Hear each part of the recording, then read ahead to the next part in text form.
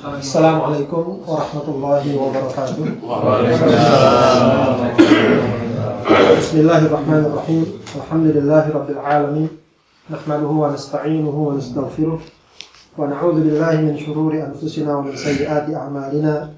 May yahdihillahu fala mudilla lahu wa may yudlil fala hadiya lahu. Asyhadu an la ilaha illallah wa asyhadu anna Muhammadan abduhu wa rasuluhu la nabiyya ba'dah.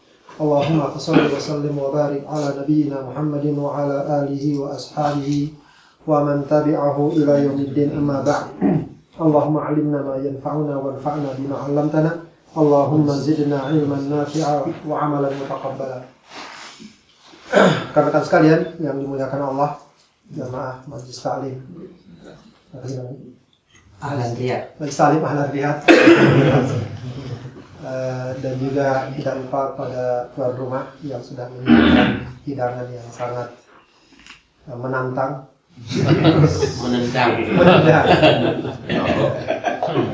Mudah-mudahan Allah berkahi insyaallah. Amin. Rekan-rekan sekalian yang Allah Subhanahu wa taala, pada malam hari ini kita akan membahas satu tema yang lumayan berat begitu ya, tapi juga menantang juga. Yes. Dan jadi sumber pembicaraan yang cukup beragam, seringkali juga simpang siur, seringkali juga penuh dengan pro kontra dan semacamnya. Ya, yaitu perkara atau masalah yang dikenal dengan istilah Al-Mahdi, atau di masyarakat kita lebih dikenal dengan Imam Mahdi. Tidak sedikit di masyarakat kita yang diberi nama Imam Mahdi. Saya punya teman namanya Imam Mahdi. Saya ingat dan nama teman saya namanya Imam Mahdi. Ya, perkara ini memang lumayan sering kita dengar. Namun bagaimana sesungguhnya dan bagaimana sebenarnya masalah ini memang patut kita pahami secara utuh, jelas. Karena ini kurang lebih juga termasuk perkara-perkara gaib bagi kita sekarang, yang kedatangan dan kejadiannya sudah diperkirakan sejak zaman Rasulullah SAW. Ya, pada umumnya bahasan tentang Al-Mahdi ini itu dalam kajian akidah dimasukkan dalam bab Asyratus Sa'ah, bab tanda-tanda kiamat. Bahkan dia dikategorikan sebagai Asyratus Sa'ah Al-Kubra, tanda-tanda kiamat yang besar. Sebab tanda-tanda kiamat itu para ulama membagi dua. Tanda-tanda kiamat yang kecil, itu artinya adalah tanda kiamat yang mungkin sudah terjadi, sedang terjadi, atau akan terjadi namun masih jauh dari kiamat yang sesungguhnya. Hanya tanda-tanda akan kedatangannya kiamat. Dan itu banyak, sebagaimana yang mungkin sering disebut juga dalam hadis yang kita kenal, dalam hadis Arba'in Nawawi, ketika malaikat Jibril bertanya pada Rasulullah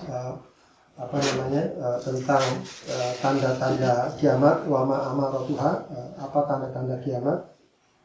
Kemudian Rasul katakan, antari dal amatu rabbataha wa antara fatal urata alatan ri'a'an nas yatatawaluna fil bunyan. Engkau akan lihat ada seorang anak melahirkan budaknya, dan engkau lihat orang yang miskin papa, akan tapi kemudian tiba-tiba berlomba-lomba meninggikan bangunannya. Artinya ada kemakmuran, ada pertumbuhan yang sedemikian spektakuler begitu. Atau juga ada yang dimaknai oleh para ulama nilai-nilai yang jungkir balik begitu. Anak yang seharusnya taat pada orang tua, justru orang tua menjadi harus taat kepada anak. Itu kurang lebih yang juga. Itu tadi maksudnya kalau nggak salah budak yang melahirkan majikannya. Ya, itu banyak penafsirannya. Antara dalam amatur rabbatha, betul, budak yang melahirkan tuannya. Salah satu penafsirannya adalah anak yang durhaka kepada orang tua. Sehingga budak yang seharusnya taat kepada tuannya menjadi kebalikannya. Tuan harus taat pada budaknya. Artinya anak yang seharusnya taat kepada orang tuanya menjadi orang tua harus taat kepada harus taat pada anak. Ya betul. Baik, banyak sekali tanda-tanda kiamat sughra, termasuk banyaknya pasar, banyaknya orang terbunuh dan lain sebagainya, berdekatan waktu dan sebagainya. Nah, Imam Mahdi ini atau Al-Mahdi ini dikenal sebagai Asyratus Sa'ah Al-Kubra, tanda-tanda kiamat yang besar, artinya kemunculannya menandakan semakin dekatnya hari kiamat. Semakin dekatnya hari kiamat. Baik. Al-Mahdi itu sendiri adalah merupakan istilah dan julukan.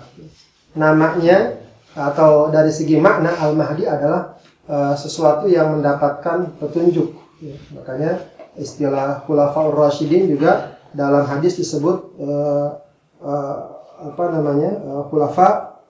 Khulafa Al-Mahdiyin. Ya. Wa sunnatil Khulafair Rasyidin Al-Mahdiyin. Ya. Hendaklah kalian berpegang teguh kepada sunnah Rasulullah SAW dan juga sunnah para khulafa ar-rasyidin al-mahdiyin, yaitu mereka yang mendapatkan petunjuk dari segi bahasa maknanya. Jadi Mahdi itu bukan sebuah nama, tapi sebuah julukan. Karena nanti dia memiliki nama, ya. Dia memiliki nama. Seperti halnya Fir'aun, dia bukan nama sesungguhnya, dia adalah julukan untuk seorang raja pada zaman Mesir kuno dahulu. Ya, akan tapi kemudian istilah Al-Mahdi dalam khazanah kajian Islam, khususnya dalam bab akidah, dalam bab tauhid dan juga dalam kajian tentang Asyratus Sa'ah, diistilahkan atau didefinisikan sebagai orang yang telah diberitakan oleh Rasulullah SAW sebagai kabar gembira bagi umat Islam bahwa dia akan datang di akhir zaman. Ya, dia akan datang di akhir zaman untuk membela agama, menebarkan keadilan, dan akan diikuti oleh kaum muslimin dan akan menjadi penguasa Islam yang besar, begitu ya. Dan dia berasal dari ahlul bait Rasulullah SAW. Dan keluar berbarengan atau bukan berbarengan, artinya pada masa Isa alaihissalam, ya, turunnya Isa alaihissalam. Meskipun nanti diperdebatkan, akan tapi yang dikeluarkan oleh para ulama adalah dia muncul lebih dahulu, ya. Kemudian nanti muncul Dajjal, baru kemudian turun Isa alaihissalam, dan Nabi Isa alaihissalam bertemu dengan Al-Mahdi pada akhirnya, ya. Dan mereka kemudian bersama-sama Al-Mahdi membantu Nabi Isa alaihissalam untuk membunuh Dajjal. Jadi memang perkara ini, ikhwatillah, rekan-rekan sekalian, lebih kepada perkara ghaibi, ya, meskipun nanti akan dialami oleh umat manusia. Tapi setidaknya bagi umat sekarang yang belum melihat, belum mengalaminya, itu berarti perkara gaib. Dan karena itu rujukan perkara-perkara ini tentu hanya dapat kita pegang jika dia bersumber dengan teks-teks wahyu. Sebab kalau sudah urusannya perkara gaib, akal dan logika segala macam bukannya harus kita hilangkan, akan tapi dia harus lebih menurut atau mengikuti ketentuan wahyu. Sebagaimana keyakinan kita tentang hari kiamat, tentang misalnya alam barzakh dan lain sebagainya. Ya. Karena itu jangan biarkan masalah-masalah seperti ini berkeliaran hanya bertumpu pada kisah-kisah, pada cerita-cerita, pada qila wa qala, omongan sana dan sini, yang kemudian nanti akhirnya berkembang dan kemudian tidak jarang muncul tokoh-tokoh Imam Mahdi, di sana muncul Imam Mahdi, di sini muncul Imam Mahdi, segala macam. Ya, karena seringkali tidak merujuk kepada nas-nas yang jelas. Ya. Maka sebagaimana kita dituntut untuk beriman kepada perkara gaib berdasarkan nas yang ada terkait dengan Imam Mahdi, juga demikian hal. Maka apa yang kita percaya tentang Imam Mahdi atau Al-Mahdi hendaknya sekali lagi sedapat mungkin merujuk kepada petunjuk yang jelas berdasarkan apa yang telah dinyatakan oleh Rasulullah SAW, tentu saja dalam hadis-hadisnya yang sahih. Baik. Siapakah Imam Mahdi atau Al-Mahdi? Ya. Dari segi nama, Rasulullah sudah menyebutkan namanya. Bahkan bapaknya. Ya. Bahwa namanya adalah sama dengan nama dia, nama bapaknya sama dengan nama bapak Rasulullah Sallallahu Alaihi Wasallam. Gitu ya. Nama bapak Rasulullah Sallallahu Alaihi Wasallam. Berarti Imam Mahdi adalah Muhammad bin Abdullah. Dan dia adalah manusia biasa. Dia bukan seperti Nabi Isa yang turun dari langit, atau Dajjal yang tiba-tiba begitu dengan kekhususannya, matanya satu ada sebelah pice dan ada tulisan kafaroh. Imam Mahdi manusia biasa. Begitu ya. Namun Allah Subhanahu wa taala berikan dia kekuasaan sehingga dapat mengumpulkan kaum muslim. Begitu. Ya. Dia manusia biasa, lahir dari seorang rahim ibu yang kemudian Allah takdirkan menjadi seorang imam, pemimpin yang diakui oleh kaum muslimin pada masanya. Ya. Dari mana hal itu kita dapatkan? Dari sejumlah hadis Rasulullah Sallallahu Alaihi Wasallam. Di antaranya dari hadis Abdullah bin Mas'ud radhiyallahu an, anna Rasulullah Sallallahu Alaihi Wasallam qala, Rasulullah bersabda, "Lau lam yabqa minad dunya illa yaumun wahid, la tawwalallahu dzalika al-yaum hatta yab'atsallahu fihi rajulan minni, ay min ahli baiti, yuwatiu ismuhu ismi wa ismu abihi ismu abi yamla'ud dunya." Ya. Kalau seandainya tidak tersisa hari di dunia kecuali tinggal satu hari saja, maka akan Allah panjangkan hari tersebut hingga Allah utus seseorang dariku. Maksudnya dari keluargaku, dari ahlul baitku. Namanya sama dengan namaku dan nama bapaknya sama dengan nama bapakku. Dan dia akan menguasai dunia. Begitu ya. Atau dalam riwayat yang lain Rasulullah bersabda, la tanqadi ad-dunya hatta yamlikal arab rajulun min ahli baiti yuwatiu ismuhu ismi. Ya. Tidaklah dunia ini habis atau kiamat sebelum bangsa Arab dikuasai atau dipimpin oleh seseorang dari ahlul baitku yang namanya sama dengan namaku. Ya. Ya, itu beberapa hadis atau riwayat terkait dengan Al-Mahdi yang menyebutkan bahwa namanya sama dengan nama Rasulullah dan nama bapaknya sama dengan nama bapak Rasulullah Sallallahu Alaihi Wasallam. Ya, begitu. Ya, jadi ini saja sudah bisa menjadi acuan. Kalau kita sekarang lihat ada orang ngaku-ngaku Imam Mahdi, mungkin bisa jadi acuan. Namanya sama nggak? Bapaknya sama, tapi bapaknya namanya Bambang ternyata. Gagal. Itu udah jadi satu standar saja, sederhana. Yang jelas setting ya bakal. Itu baru satu syarat aja, belum lagi ada syarat yang lain. Belum ada ciri-ciri yang lain yang sudah dijelaskan. Kasal juga salah satu bantahan terhadap Syiah yang mengaku bahwa imamnya yang ke-12 sebagai Al-Mahdi Al-Muntadhar, namanya memang betul Muhammad, tapi nama bapaknya bukan Abdullah. Karena nama bapaknya adalah Al-Hasan Al-Askar yang menjadi imam yang ke-11 menurut madhab Syiah yang ke-12. Jadi namanya Muhammad bin Al-Hasan Al-Askar. Itu sudah berbeda dengan apa yang Rasulullah riwayatkan, bahwa namanya sama dengan nama dia dan nama bapaknya sama dengan nama bapak Rasulullah. Ya, jadi setahu saya keturunan Rasulullah itu dan nanti dibahas dulu. Baik, nanti kita buka ruang tanya jawab aja sekalian nanti ya, biar kita ini asik. Baik. Kemudian nasabnya, keturunannya juga tadi sudah diisyaratkan oleh Rasulullah Sallallahu Alaihi Wasallam bahwa Al-Mahdi itu adalah dari keturunan Rasulullah Sallallahu Alaihi Wasallam. Tentu dari Fatimah radhiyallahu anha, Fatimah dan Ali radhiyallahu anha, dari anaknya Hasan dan Husain, yang para ulama kuatkan adalah bahwa Al-Mahdi keturunan dari Al-Hasan. Jadi silsilahnya dari Al-Hasan. Al-Hasan terus sampai beliau, ya, sampai beliau. Ya.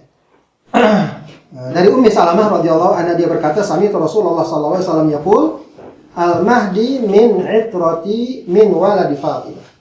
Al-Mahdi itu dari keluargaku, dari anaknya Fatimah. Ya, dari anaknya Fatimah. Ya, karena juga cucu Rasulullah selain Fatimah ada juga, meskipun memang tidak jarang disebutkan. Siapa cucu Rasulullah selain dari Fatimah? Ada dari anaknya Zainab, namanya Umamah.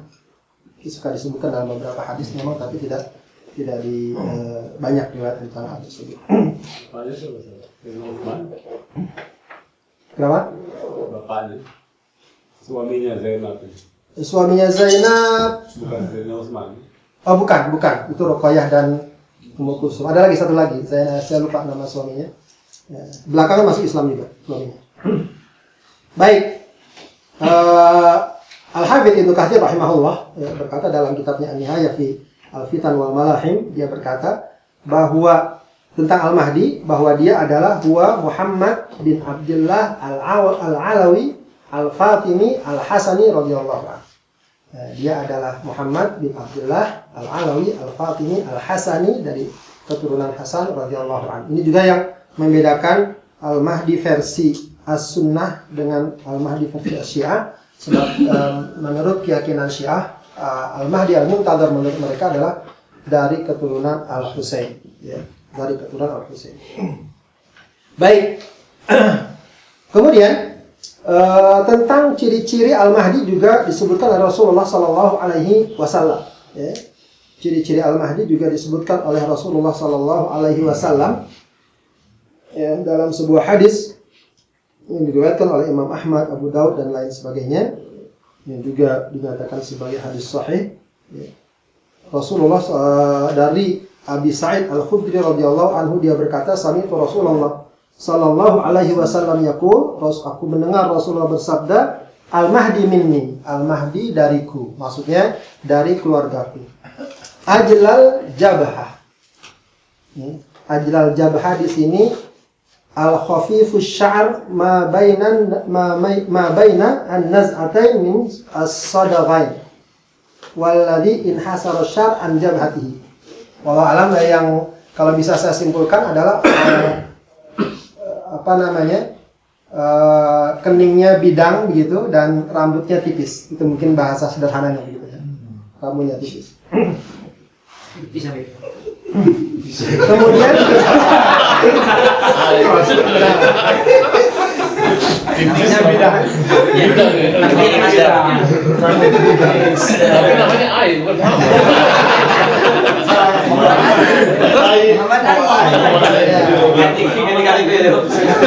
kemudian juga dikatakan Rasulullah aknal an di sini hidungnya mancung.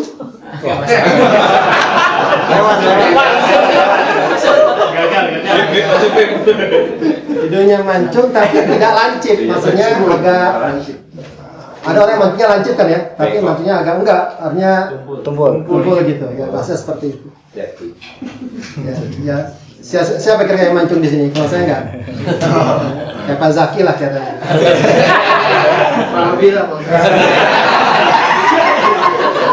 orangnya lebihnya yang lain. Baik, itu bahkan Rasulullah sebutkan ciri-cirinya ya.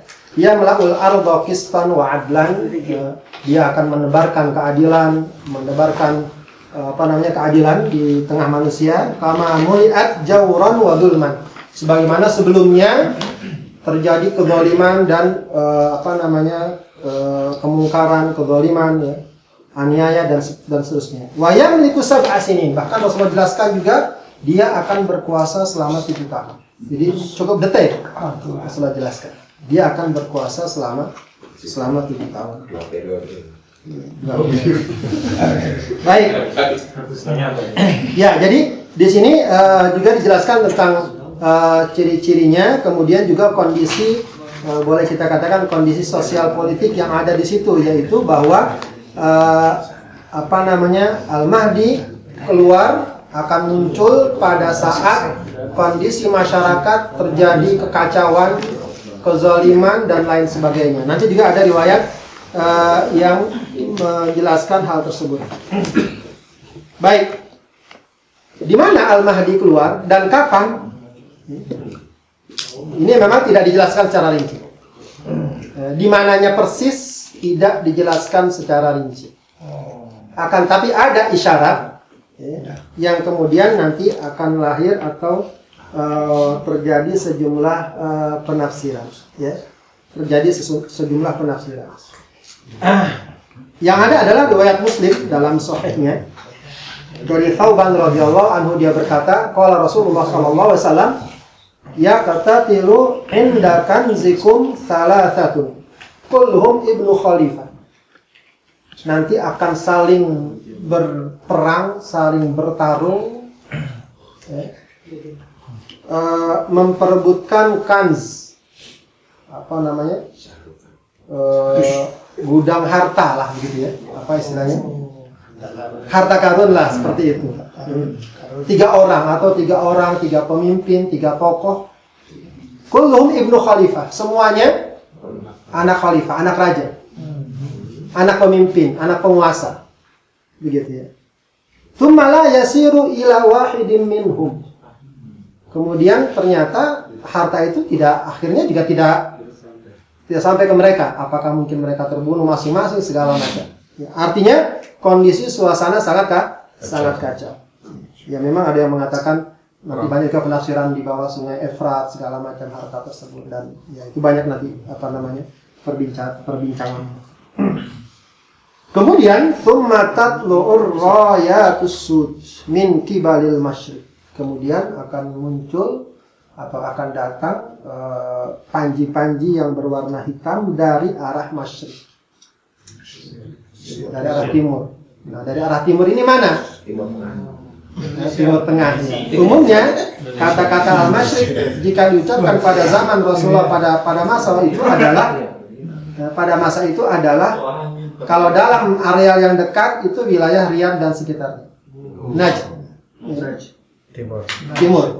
Dalam wilayah lebih luas, masyriq itu bisa dari Irak, Iran, terus daerah-daerah Soviet segala macam, Cina itu disebut masyriq. Jadi bisa.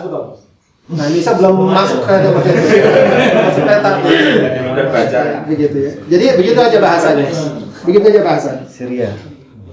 Ya. Kemudian fayaqtulunakum qatlan lam yaqtulhu qaumun. Maka dia akan memerangi kalian dengan kekuatan yang belum pernah ada sebelumnya. Artinya dia yang akan menyelesaikan semua itu. Karena saling berbunuh-bunuhan sudah, dia yang akan menguasai semua itu. Ya. Tsumma dzakara syai'an la ahfadu faqal fa idza ra'aitumuhu, jika kalian melihatnya fabai'uhu, maka berbaiatlah kepadanya, walau habwan 'ala thalji, walaupun kalian merangkap di atas es, fa innahu khalifatullah al-mahdi, karena sesungguhnya dia adalah khalifah Allah, yaitu al-mahdi. Jadi kalau dilihat dari beberapa teks ayat tersebut, kemunculan al-mahdi adalah di saat suasana sangat kacau dan tidak terkendali, masing-masing kekuatan Islam berperang satu sama lain, begitu ya, memperebutkan harta dunia, begitu. Dan ketika dia muncul, orang pada umumnya akan tahu. Jadi Al-Mahdi itu bukan muncul ngaku, saya Al-Mahdi, tidak.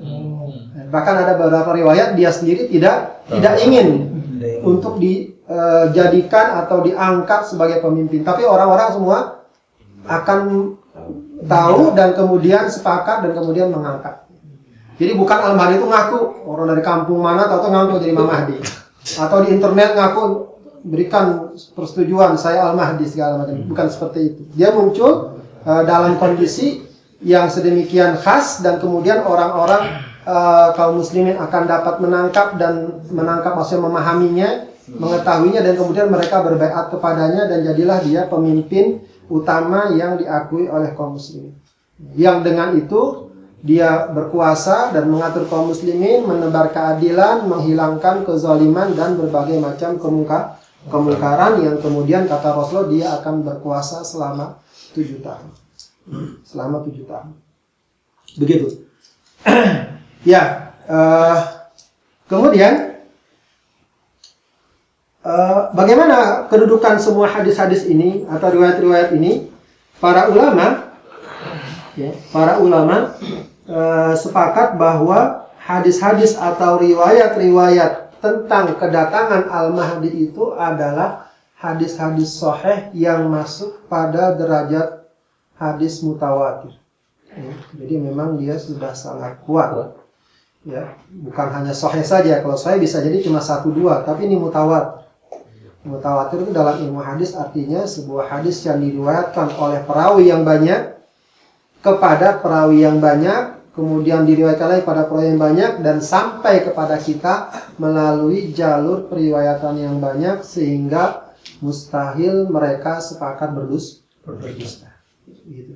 Itu hadis mutawatir. Karena itu meskipun hadis-hadis yang ada tersebut boleh jadi mungkin oleh sebagian orang akan bertanya-tanya apa benar, apa iya begitu dan lain sebagainya, akan tapi selagi itu memang sudah nyata dan juga para ulama yang kredibel dan mu'tabar mengakui hal tersebut, maka hendaknya kita yakini sebagai sebuah keyakinan yang ada. Ya, ada beberapa pandangan para ulama. Al-Alama Muhammad As-Safarini berkata dalam masalah Al-Mahdi, wa qad kathurat bi khurujihi, banyak riwayat tentang keluarnya Al-Mahdi, riwayat hatta balaghat haddut tawatur al-ma'nawi wa sya'a dzalika baina ulama'i sunnah hatta adda atau udda min mu'taqadatihi. Ya, banyak sekali riwayat tentang keluarnya Al-Mahdi ini sehingga mencapai derajat al-mutawatir ma'nawi, dan dia sangat populer riwayat-riwayat tersebut di kalangan ulama ahlu sunnah, sehingga hal ini sudah dianggap sebagai bagian dari akidah mu'taqadat.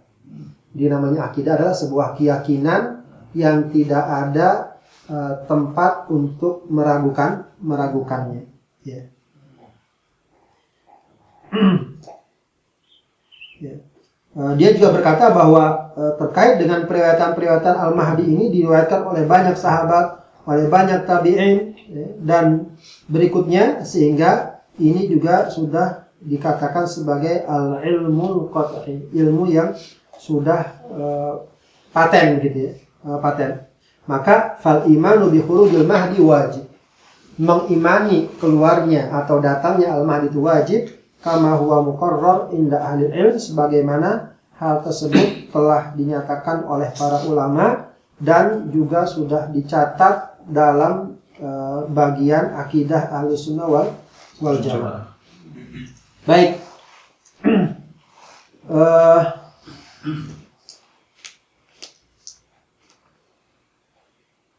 Kita lanjutkan lagi.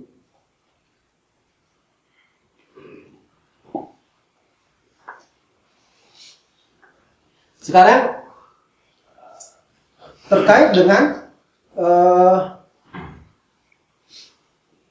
sikap-sikap terkait dengan Al-Mahdi. Sikap-sikap terkait dengan Al-Mahdi.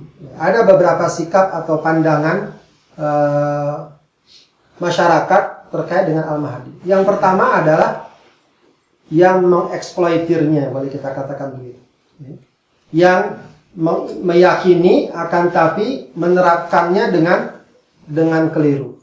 Meyakini kedatangannya, akan tapi ya sudah masing-masing sama seperti terkait dengan hadis atau dengan nabi palsu. Kalau nabi palsu yang sudah jelas-jelas Rasulullah katakan tidak ada nabi setelahku saja masih ada orang yang mengaku-ngaku nabi palsu, apalagi terkait dengan keluarnya Al-Mahdi, ya, begitu ya.